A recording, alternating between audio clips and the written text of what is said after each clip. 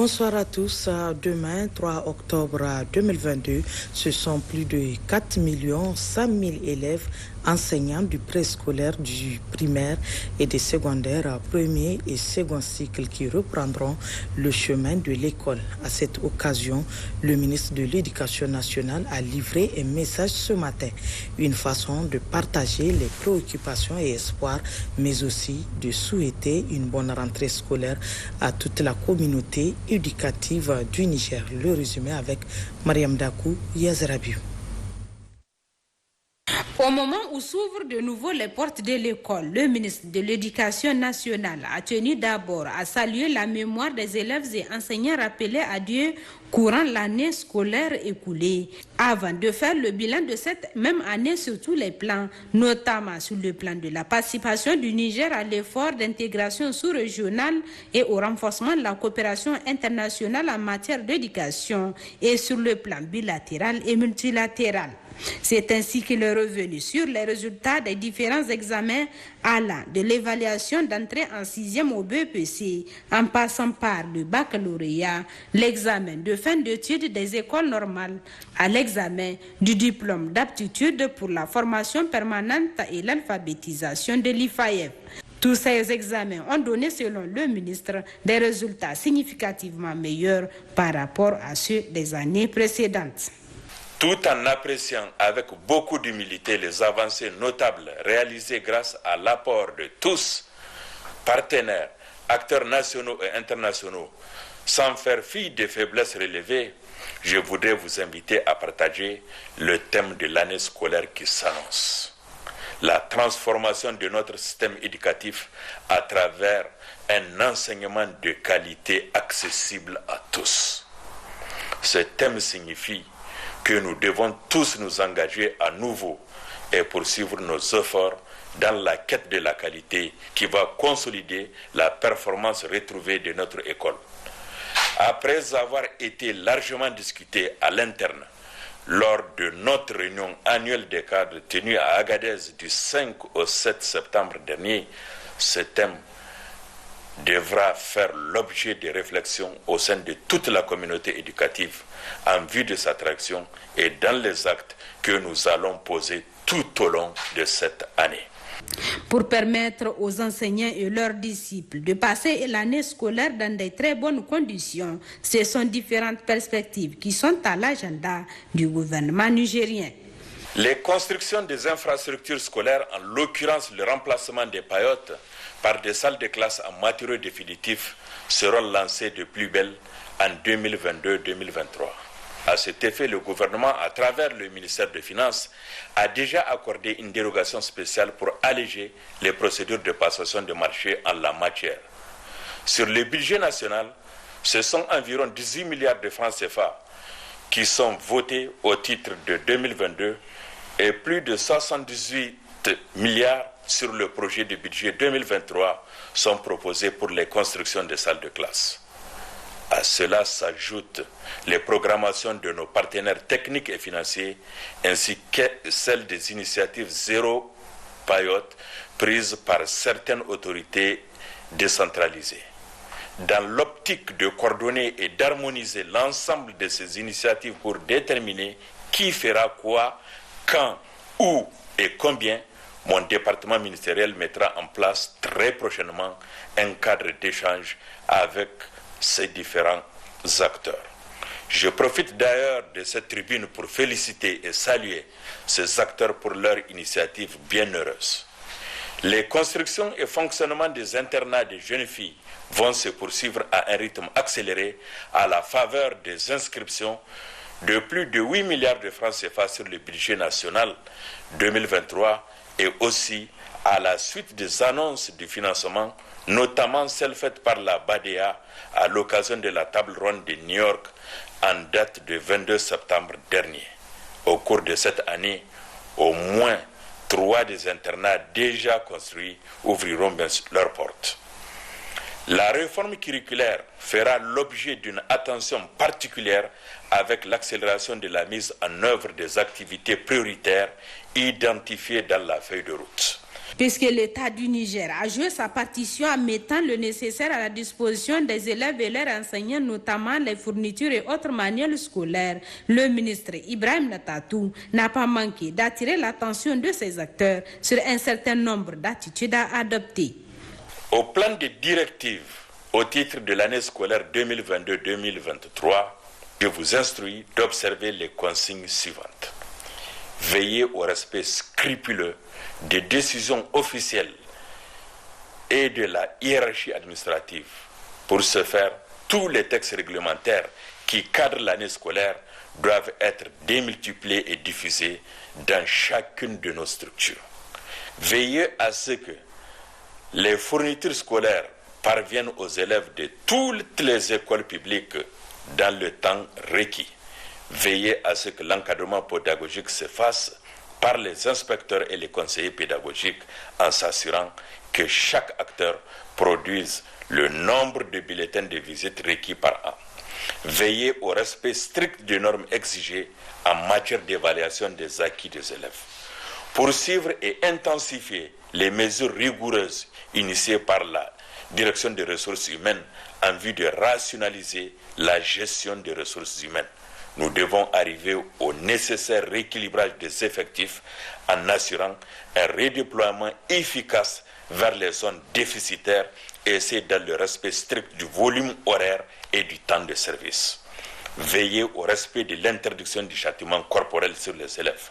Aussi, c'est en réaffirmant la volonté ferme du gouvernement à mettre tout en œuvre pour faire de l'éducation un instrument de sa stratégie de développement du capital humain et en appelant les parents d'élèves à plus d'engagement et d'implication dans l'éducation et la formation de leurs enfants que le ministre de l'Éducation nationale a souhaité une bonne rentrée scolaire 2022-2023 aux élèves et à leurs enseignants. Toujours en prélude à la rentrée scolaire 2022-2023, le ministre de la Formation technique et professionnelle a également livré un message ce matin. Dans celui-ci, le ministre Kassoum Mokhtar est revenu sur les nombreuses avancées réalisées dans le secteur et les nouvelles stratégies envisagées pour une amélioration continue du système. Hassim Abdoulaye, Souleymane Mahamadou. Cette semaine, l'achat des fournitures scolaires reste le véritable souci des parents d'élèves. À la veille de la rentrée scolaire, l'on note une disponibilité de ces fournitures sur les marchés. C'est avec la ferme volonté de transformer les préoccupations des plus hautes autorités du Niger en actions concrètes que le ministre en charge de l'enseignement technique et de la formation professionnelle a entamé son message. Kassoum Mokhtar a d'abord évoqué le succès de la mise en œuvre de plusieurs stratégies et mécanismes développés par son entité ministérielle, initiative ayant permis d'enregistrer un taux de réussite honorable de 60% aux examens de fin d'année. D'importantes actions et innovations ont été entreprises et sont en cours de mise en œuvre depuis l'année scolaire 2021-2022. Il s'agit notamment par rapport à l'accès de la poursuite de la mise aux normes de nos établissements et centres d'enseignement et de formation par le parachèvement des infrastructures et la construction de nouveaux établissements. Par rapport à la qualité, de l'ouverture de nouvelles filières de formation en lien avec les besoins du secteur économique formel et informel, de la poursuite de l'élaboration des curricula et programmes de formation et surtout de leur reproduction et mise à la disposition des établissements et centres de formation, du renforcement des capacités des encadreurs, gestionnaires d'établissements ainsi que des enseignants et formateurs, de l'équipement des ateliers, de la prise en compte du niveau des enseignants et formateurs pour leur nomination et affectation au niveau des dispositifs de formation. Naturellement, le ministère de l'enseignement technique demeure insatiable dans la quête de la qualité dans le secteur. Pour cela, d'autres réformes seront bientôt mises en œuvre pour l'atteinte des objectifs. Tous les efforts seront poursuivis et renforcés pour l'année scolaire qui démarre. Et un accent particulier sera mis sur la nécessaire implication du secteur privé et une meilleure structuration des formations par apprentissage. La formation et l'accompagnement des filles et femmes vers l'autonomisation économique tiendra une place de choix dans l'agenda du ministère. Des mesures courageuses et hardies seront prises pour rationaliser nos dispositifs, nos ressources et nos moyens. Ainsi, les établissements seront plus encore accompagnés vers leur pleine autonomisation et déjà, à titre expérimental, une quarantaine d'établissements seront concernés par la réforme avec l'allocation des ressources budgétaires conséquentes.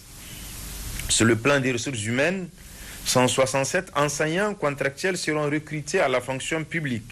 Pour finir, le ministre Kassou Mokhtar a remercié et encouragé la communauté éducative du Niger pour tous les efforts consentis. Aussi, il a exhorté les acteurs, les partenaires, les élèves et leurs parents à une synergie d'action afin de répondre favorablement aux préoccupations des premiers responsables du pays qui prônent un enseignement de qualité et la recherche de l'excellence. Enfin, Kassou Mokhtar a apporté son soutien aux populations qui vivent les effets de l'insécurité et aux forces de défense et de sécurité pour le courage et leur dévouement pour la défense du territoire. À quelques heures de la rentrée scolaire 2022-2023, nos reporters se sont intéressés à la disponibilité des fournitures scolaires sur les marchés. Ces dernières sont visibles un peu partout sur le marché de la place. Elles connaissent néanmoins une augmentation de prix. C'est un reportage de Nafissa Badmassi et Hamid Abdoulaye. Cette semaine, l'achat des fournitures scolaires reste le véritable souci des parents d'élèves. À la veille de la rentrée scolaire, l'on note une disponibilité de ces fournitures sur les marchés de la capitale. Cependant, aussi bien chez les grossistes que chez les détaillants, ces articles connaissent une flambée des prix. On a tout amené, des livres, surtout des livres. D'ici jusqu'à lycée.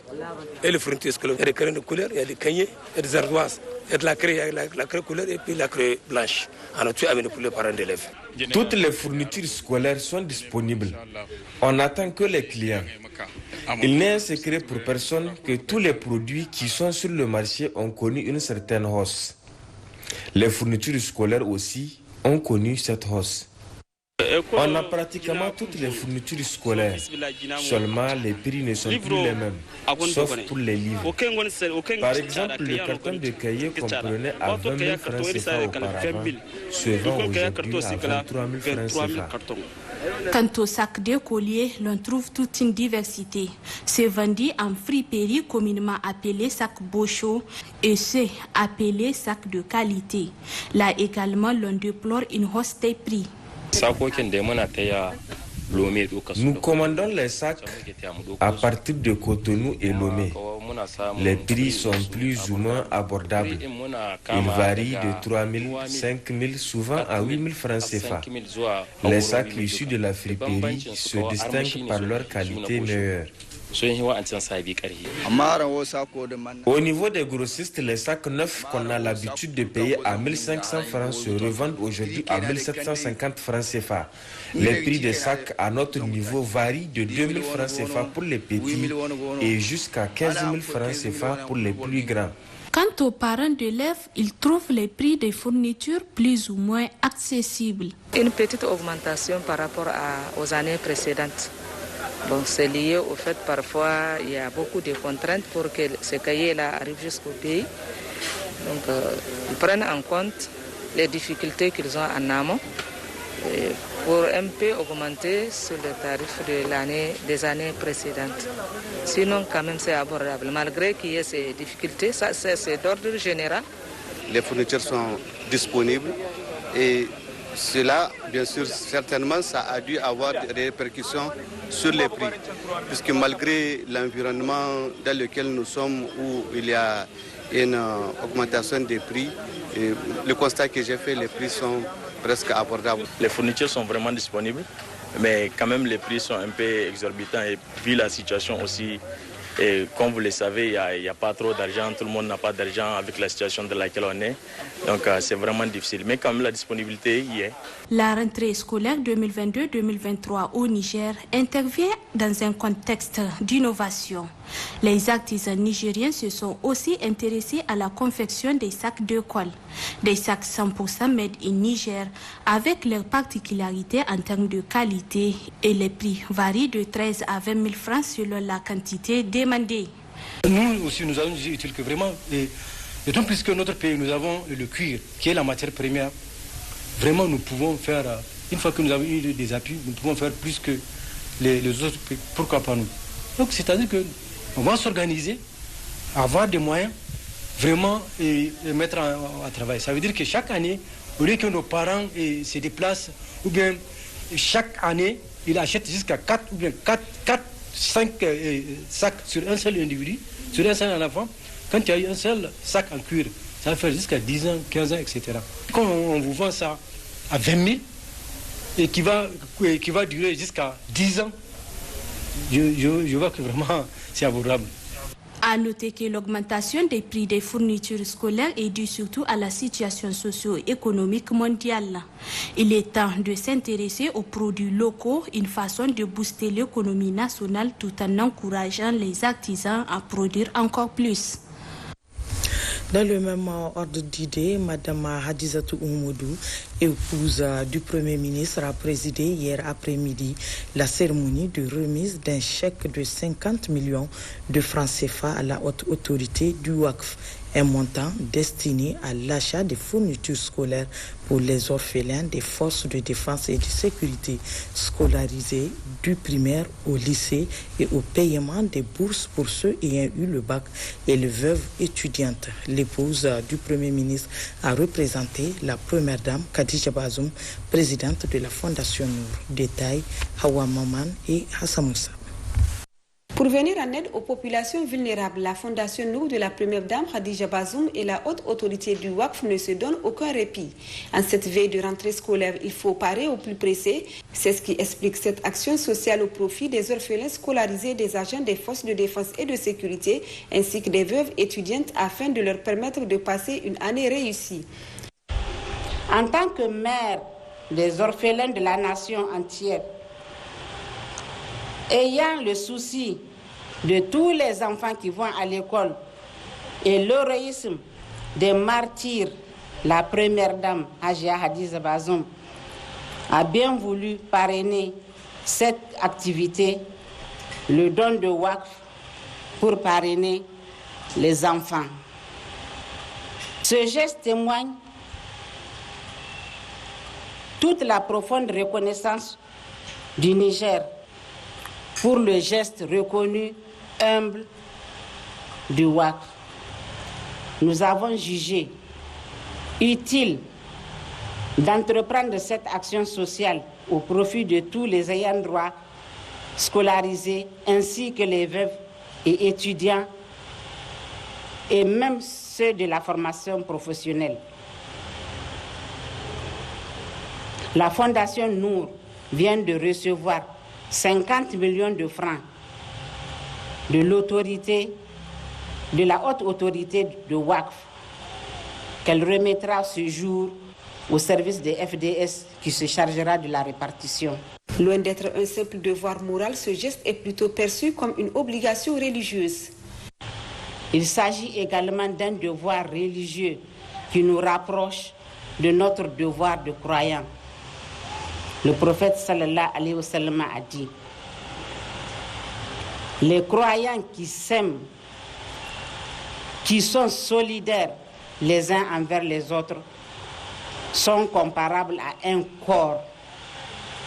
Quand un membre souffre, c'est tout le corps entier qui en réjouit. Il le ressent et il cherche refuge auprès de Dieu. Le prophète sallallahu alayhi wa sallam a rajouté: le tuteur des orphelins et moi serons ensemble dans le paradis comme deux doigts de la main. Selon la directrice générale de la haute autorité du WACF, Khadija Diallo, cette action ne vise pas une quelconque substitution à celle des services sociaux des forces de défense et de sécurité, mais de les accompagner pour le bien-être des bénéficiaires. Les épouses des hauts commandants des différents corps, les responsables des services sociaux, les présidentes des veuves représentant les familles des martyrs et les orphelins étaient nombreux à la cérémonie. Nous remercions la haute autorité de WACF et les représentantes de la Fondation Nour. Que Dieu vous bénisse. Et on souhaite que ce don soit continuel.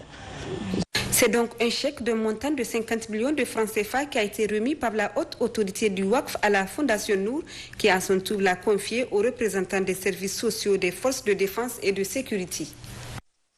Autre aspect de cette édition, le secrétaire général du ministère de la Santé publique, de la Population et des Affaires sociales est au terme de sa mission de supervision des centres de santé de la région d'Agadez. Le département d'Arlit a constitué la dernière étape avant de présider une réunion de synthèse. Moussa Efallay, Bachir Harouna.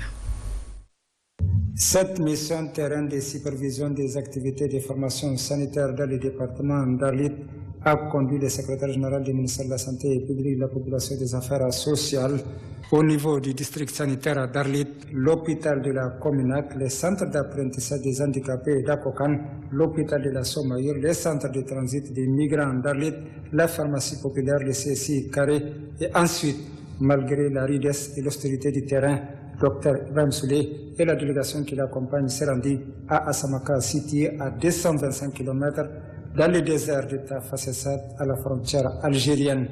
Comme dans les précédentes étapes, la mission a eu à visiter le CSI d'Asamaka, le centre de transit des migrants d'Asamaka et l'infirmerie des forces de défense et de sécurité. Au cours de la réunion de synthèse, le médecin-chef du district sanitaire d'Arlit, Dr Zakou Hamadou, a fait une présentation détaillée du district, ce qui a permis au secrétaire général du ministère de la Santé publique de comprendre les efforts déployés par les agents de santé d'Arlit. Un fonctionnement satisfaisant des services sanitaires et sociaux, un fort engagement des autorités départementales et municipales en faveur des actions de santé en général et de la lutte contre la pandémie de la COVID-19 en particulier. Un engagement fort des partenaires techniques et financiers dans le financement de la santé au niveau sanitaire d'Arlit. Un engagement des agents de santé à tous les niveaux, une contribution très significative de l'OIM dans la gestion de la santé, un appui constant des collectivités territoriales à l'amélioration de la couverture sanitaire et au fonctionnement des services de santé et sociale. La disponibilité des médicaments et autres intrants, l'application correcte des directives nationales en ce qui concerne la prise en charge, n'est-ce pas, du cas de paludisme, la mise en œuvre de la convention signée entre la Communac et l'État sur la restitution de l'hôpital de district.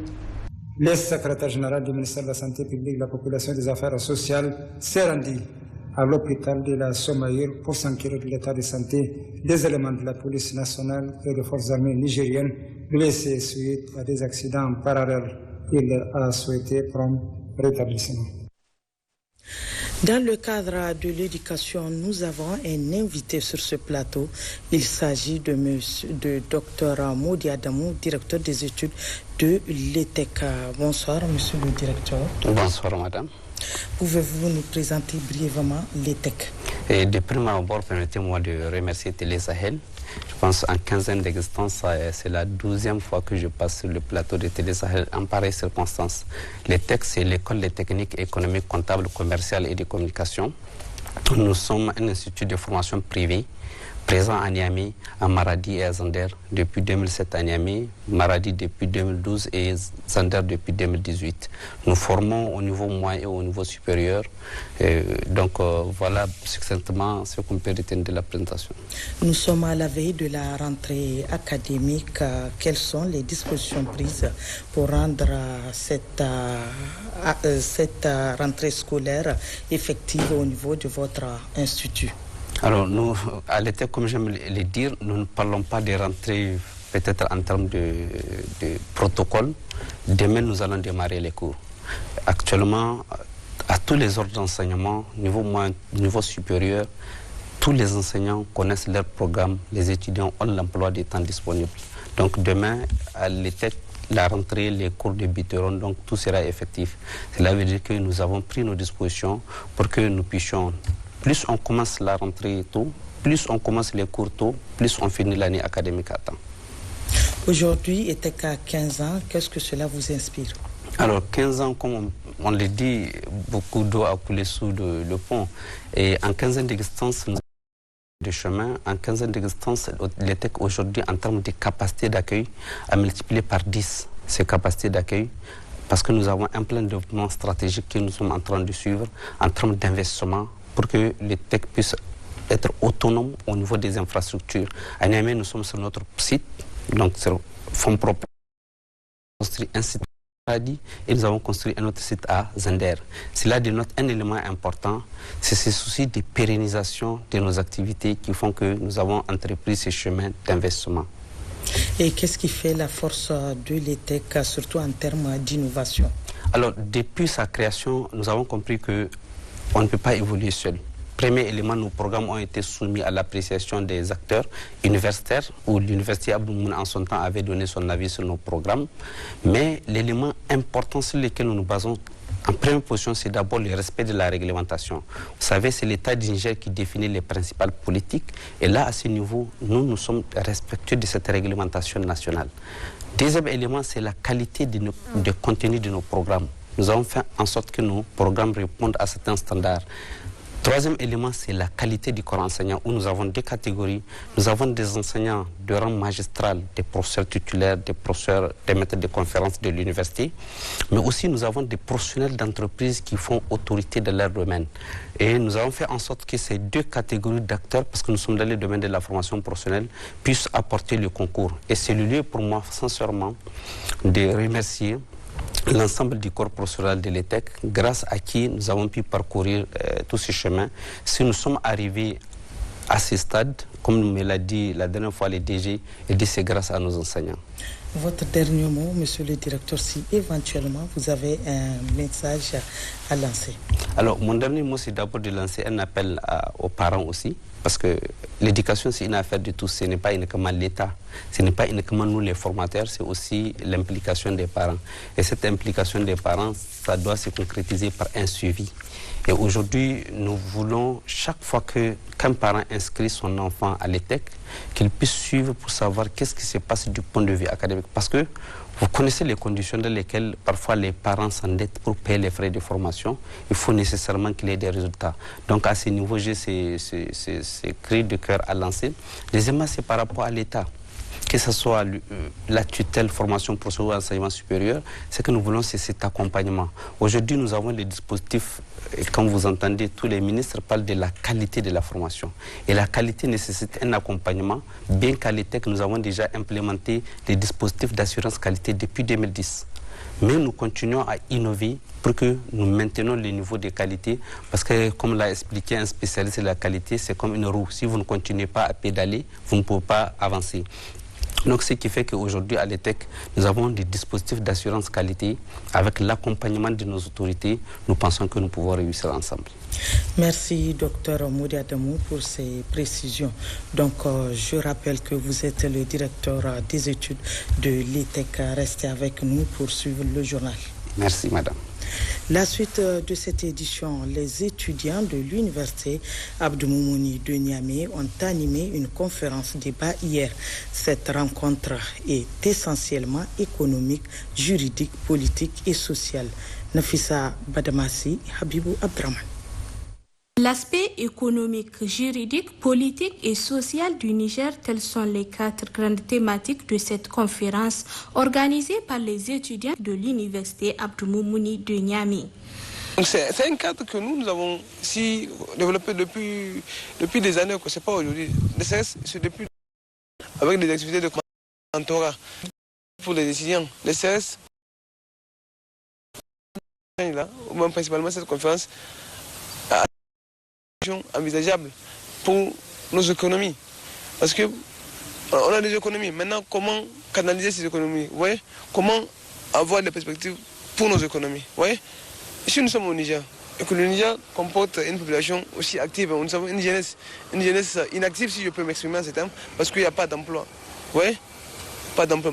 Mais comment créer ces emplois? Donc, ne serait-ce chacun doit amener sa part à l'édifice. Cette conférence vise à contribuer dans les résolutions des situations hégémoniques entre les États du monde à travers des échanges et sensibilisations entre les étudiants de l'IAM. L'insécurité, c'est une réalité qui est là et c'est quelque chose qui concerne tout le monde, donc je vais dire tous les pays. comme vous avez posé la question, nous souhaitons tous qu'un jour, qu'il y ait la paix, qu'il y ait la sécurité, afin que nous puissions vaquer à nos occupations sans inquiétude. Ce qui n'est pas le cas aujourd'hui. Et donc si nous avons échangé avec les camarades ou bien avec ceux qui ont participé à cet échange sur la sécurité pour essayer de relever les causes, n'est-ce pas, les conséquences et les différentes formes aussi qui existent selon ce que nous... L'économie, vous savez, la question des francs CFA, ça fait beaucoup de débats. Certains pensent que c'est une monnaie coloniale. Évidemment aussi, nous savons que c'est bien avant les indépendances que la monnaie est là en tant que monnaie. Donc il faut nécessairement que nous puissions connaître les avantages et les inconvénients de cette monnaie. Après les différentes présentations des panélistes, cette conférence a été sanctionnée par des séries de questions, réponses et éclaircissements sur les thématiques de la rencontre et la situation du Niger sur le plan sécuritaire et socio-économique.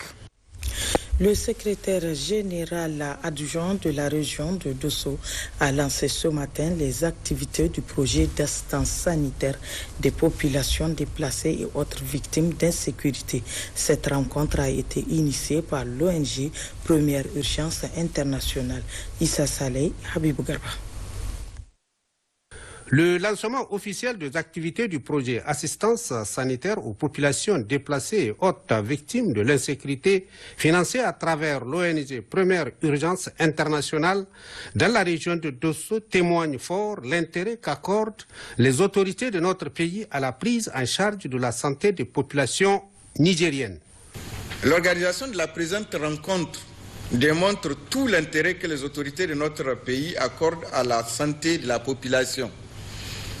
La mise en place d'un mécanisme rapide aux urgences dans la région est un gage pour la prévention et le contrôle des maladies ainsi que d'autres événements de santé susceptibles d'apparaître dans un contexte d'urgence humanitaire.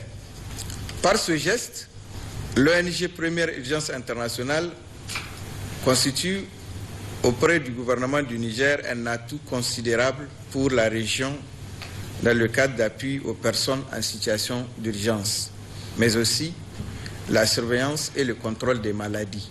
Dans son mot de bienvenue, le directeur régional de la santé publique, de la population et des affaires sociales de Dosso, Dr Maman Sani, n'a pas manqué de souligner la situation sanitaire de la région et apprécier le lancement de ce dit projet. Je pense que dans la gestion de la sécurité sécuritaire, la santé doit avoir un regard vigilant, surtout la question sécuritaire qui peut engendrer le déplacement de la population.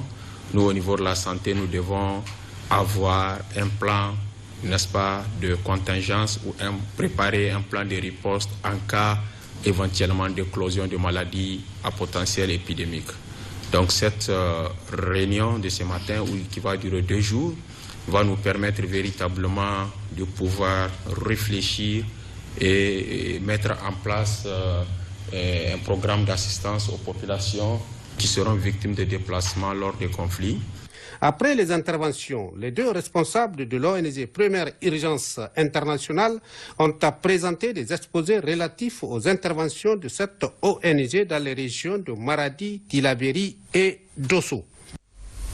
Suite à la situation sécuritaire qu'a connue ces derniers jours la région de Maradi, le bureau exécutif de l'association Mafalia Hadinkai a rendu public ce matin une déclaration. Le résumé avec Pascal Sessougoutier et Hamid Abdoulaye. Il est évident que les autorités de la 7e République, au premier rang desquelles son Excellence M. Bazoum Mohamed, ont consenti d'énormes sacrifices dans le domaine sécuritaire, notamment en dotant nos forces de défense et de sécurité FDS des moyens conséquents pour y faire face aux ennemis de la paix et en augmentant d'année en année le nombre de ces FDS. Toutefois, même si dans certaines régions, la population a connu une certaine accalmie, il est incontestable que celle du Maradi vit ces derniers temps dans une psychose généralisée. d'où un effort supplémentaire s'impose. C'est pourquoi le bureau exécutif Mafale Hadankaï demande au gouvernement, à sa tête son Excellence M.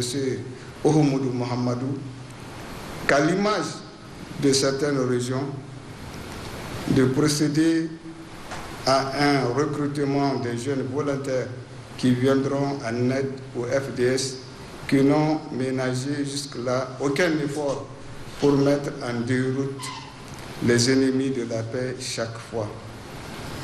Aussi, l'usage du Coran peut être une deuxième solution. Par ailleurs, le bureau exécutif Mafale Hadankaï adresse ses sincères condoléances à tous ceux qui ont perdu les leurs dans cette situation d'insécurité et souhaite un prompt rétablissement aux blessés. Vive le Niger, vive Mafale Hadankaï, vive la paix. Présenter le bilan mené, dégager des perspectives, puis procéder au renouvellement du bureau exécutif fédéral du PNDS Tareya au titre de la région de Tawa. Tels sont, entre autres, les points inscrits à l'ordre du jour du Conseil fédéral électif tenu hier à Bouza. Habsatou Aboubakar, Mamadagoum. Le coordinateur régional du PNDS Tareya, Oumoudou Mohamedou, a pris un bain de foule. Peu après, le cortège s'ébranla vers Bouza. C'est cette localité qui a eu l'honneur et le privilège d'abriter le Conseil fédéral électif au titre de la région. Un grand meeting a été organisé à cet effet. La mobilisation était sans précédent. Les forces de l'ordre avaient de la peine à contenir le public venu être témoin de cet événement historique. Après la Fatia, l'hymne du parti et un chant présenté par les jeunes filles de Bouza, l'honneur revient à Elhaj Oumani Asman, coordinateur du département Haute, et au président du bureau exécutif fédéral de Tawa, professeur Issouf Katambe, de prendre la parole à tour de rôle pour souhaiter la chaleureuse et cordiale bienvenue à tous ceux qui ont effectué le déplacement de Bouza pour prendre part à cette cérémonie. Par la même occasion, remercier l'ensemble des militantes et militants du parti nigérien pour la démocratie et le socialisme du département de Bouza et ceux des autres départements pour le suffrage accordé au Parti Rose lors des élections passées. Ils les ont invités à redoubler d'efforts pour hisser encore plus le PNDS sur l'échiquier politique national. Peu après, les délégations venues des différentes contrées de la région se sont retrouvées pour le renouvellement du bureau. Étaient également présents à ce Conseil fédéral électif les honorables députés nationaux, les ministres au titre de la région de Tawa, les membres du comité central et ceux du comité exécutif national. Le président du bureau exécutif fédéral de Tawa a dans son mot introductif situé l'objectif visé à travers cette rencontre. Pour le coordinateur régional du PNDS Tareya, il a tenu à saluer les engagements pris par l'ensemble des militants et militantes du Parti Rose qui, de par leur détermination, ont pu élever au plus haut degré le PNDS Tareya. Le PNDS dans la région de Tawa est devenu un parti hégémonique. Il contrôle la quasi-totalité des communes. Nous le devons aux efforts du bureau exécutif fédéral, des coordinations départementales, des coordinations des sections et bien entendu à notre base. Le combat que nous avons mené n'est pas terminé. Nous avons le devoir d'accompagner son Excellence Mohamed Bazoum, président de la République, et son gouvernement dans l'accomplissement des lourdes responsabilités que nous leur avons confiées. Après vérification des mandats des différents délégués, le secrétaire général du bureau sortant, Bila Mohamed, a présenté le rapport d'activité du bureau dont le mandat vient de s'achever. Un bilan positif à la grande satisfaction de tous. Et comme le dit un adage bien connu de tous, on ne change pas une équipe qui gagne. Un nouveau bureau a été mis en place avec comme président professeur Issouf Katambe. Reconduit pour un nouveau mandat, professeur Katambe nous livre ici ses impressions. Comme vous l'avez vu, la mobilisation est très bonne et j'espère et nous allons travailler pour qu'il en soit ainsi pendant les 4 années à venir. Et si nous avons une telle mobilisation, il n'y a pas de raison à ce que nos résultats ne s'améliorent pas. Donc notre combat sera donc un combat d'amélioration des résultats. À noter qu'une motion spéciale de remerciement a été adressée à la coordination départementale de Bouza pour l'organisation du présent conseil. Voilà, c'est la fin de ce journal. Merci d'avoir été des nôtres et bonne rentrée scolaire à toute la communauté éducative du Niger. Bonsoir.